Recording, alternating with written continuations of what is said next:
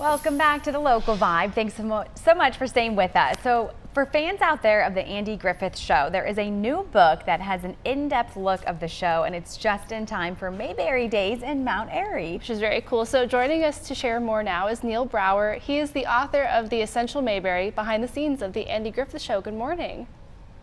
Good morning. Well, we're happy to have you here. Can you share the motivation to write this book? The motivation was to share information that I had access to with fans of the Griffith Show. Over my involvement with the show, which goes back over 30-some years, when I began teaching a class in North Carolina at community colleges about the Andy Griffith Show, I was able to make contact with some of the cast, with some of the writers, with some of the crew. And I found that the most interesting people for me to talk to were the writers. They remembered a lot of the inspiration for the different things they wrote in episodes. So I began corresponding with different writers of the Griffith Show back in 1988 and wrote a book called Mayberry 101. Well, this is the 25th anniversary of that book.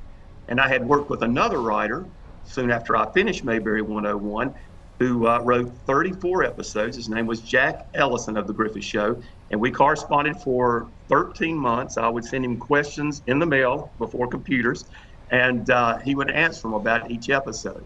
I retired 3 years ago.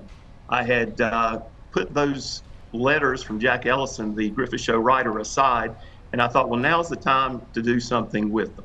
So I did, and another inspiration was that Andy Griffith had donated all of his scripts from the Andy Griffith Show to the library at UNC in Chapel Hill, and I had access to those scripts to see what Andy wrote as he was working on the scripts and memorizing his lines. That's really cool. Wow, Neil, yeah, this is really fantastic. I mean, obviously you're passionate about the Andy Griffith Show, or you wouldn't write a book, Yes. behind the scenes and detailing it for us. What is one of the most interesting things that you've discovered through your research that you've been able to put on paper for your readers? How much of what you hear in an episode is inspired by real life experiences of the writers? For instance, do you remember the pickle story episode where Aunt Bee can't make pickles? Well, Barney and Andy call them kerosene cucumbers.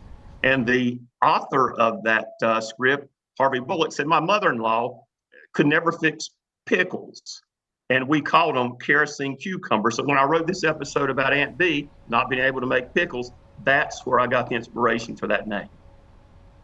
That is really cool. Okay, so one thing I want to ask too, some of the notes that you've talked about too, what was some of the more interesting ones?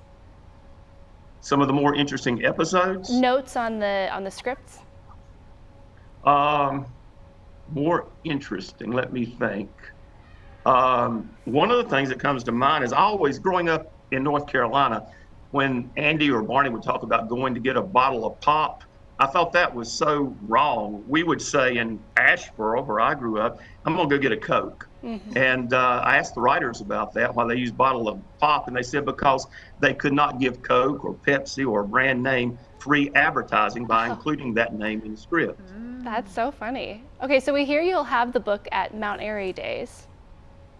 At Mayberry Days. The book actually officially was released on Tuesday of this week. I have not even seen the book yet. Mount Airy, the museum, Andy Griffith Museum, received a shipment on Monday, and they are there.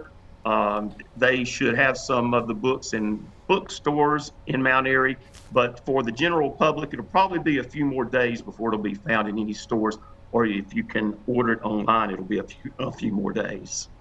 Okay. But it will be there next week when we have Mayberry Days. Well, you sure will be there though, Neil, right? People can come out and talk to you for themselves? Yes, for the past 30 years, I've done a lecture on Saturday at the Earl Theater, which is on Main Street, and usually have a guest. And this year, Harvey Bullock, who I mentioned earlier, 2 of his children are coming, and they're going to share memories of their father during the period when he was writing for the Griffith Show. And we'll show some video clips and some personal family photographs. So it's a fun time. And then I'll be there on Thursday night through Saturday to sign my book. So if you're interested in the Griffith Show, come and enjoy Mayberry Days. Well, we know a lot of people in our viewing area are interested and love attending Mayberry Days. And Neil, it was really great to have you on our show this morning. Thank you for your time. And for everyone at home, you can find the Essential Mayberry behind the scenes of the Andy Griffith Show on blairpub.com, or come on out to Mount Airy for Mayberry Days all next week.